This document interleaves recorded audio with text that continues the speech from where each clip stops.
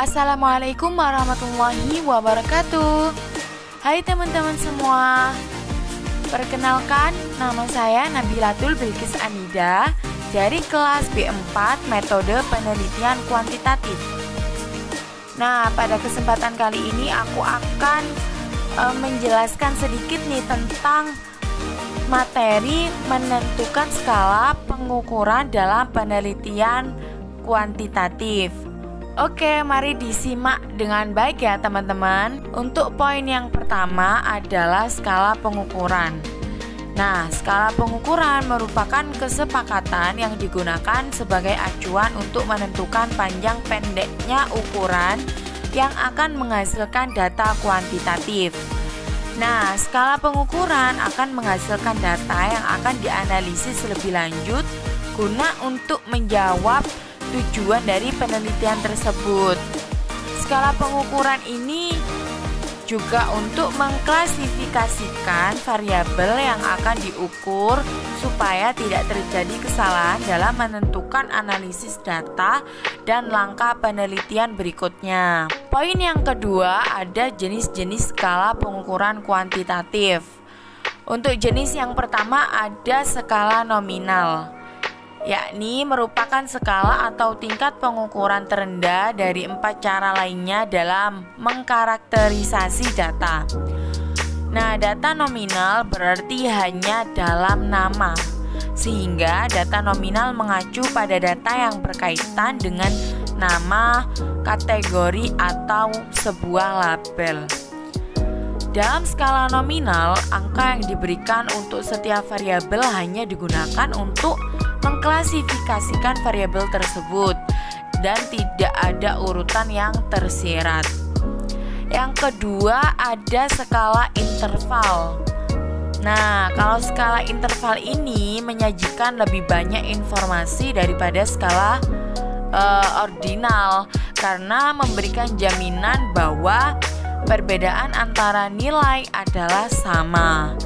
Skala data interval bisa juga diartikan sebagai skala pengukuran yang berkaitan dengan data yang dapat diurutkan, di mana perbedaan antara data tersebut masuk akal, tapi data tidak memiliki titik awal. Skala interval juga memiliki 3 karakteristik utama, yaitu yang pertama, nilai-nilai memiliki urutan yang berarti. Kedua, jarak antara peringkat dapat diukur. Dan yang terakhir, tidak ada nol yang sesungguhnya atau nol alami. Oke, yang ketiga ada jenis skala ordinal. Kalau skala ordinal ini menyajikan lebih banyak informasi daripada skala nominal. Oleh karena itu, merupakan tingkat pengukuran yang lebih tinggi dibandingkan skala nominal. Dalam skala ordinal ada hubungan yang teratur antara observasi variabel. Skala ordinal memungkinkan kita untuk mengurutkan item menggunakan nomor urut yang menunjukkan posisi atau peringkat item secara berurutan, seperti pertama, kedua, ketiga, dan seterusnya.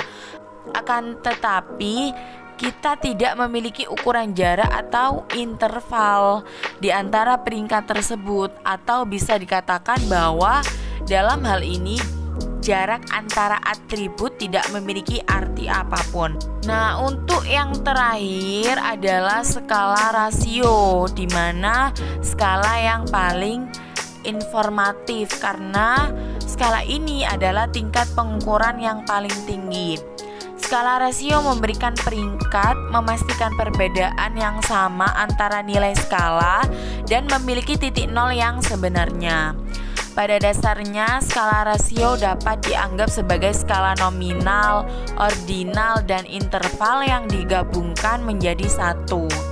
Angka 0 dalam skala data rasio membuat jenis pengukuran ini tidak seperti jenis pengukuran lainnya, meskipun sifat-sifatnya mirip dengan skala pengukuran interval.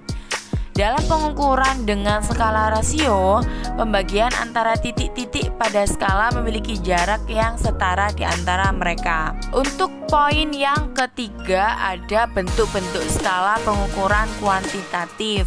Yang pertama ada bentuk skala Likert. yakni digunakan untuk mengukur sikap, pendapat, dan persepsi seseorang atau sekelompok tentang kejadian atau suatu gejala sosial. Yang kedua ada bentuk skala Goodman. Skala ini hanya menggunakan dua jawaban yang tegas dan konsisten. Maka dalam skala Goodman hanya ada dua interval, yaitu setuju atau tidak setuju. Nah, penelitian ini dilakukan bila mendapat jawaban tegas terhadap suatu permasalahan yang ditanyakan.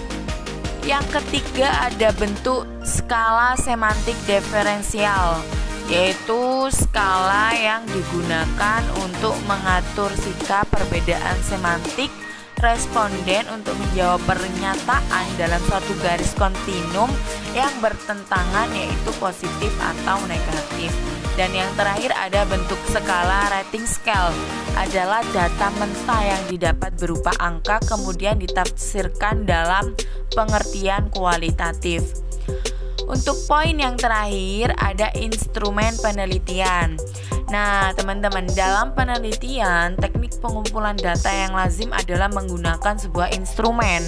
Instrumen adalah sesuatu yang penting dan strategis kedudukannya dalam pelaksanaan penelitian. Meneliti dengan data yang sudah ada lebih tepat kalau dinamakan membuat laporan daripada melakukan sebuah penelitian.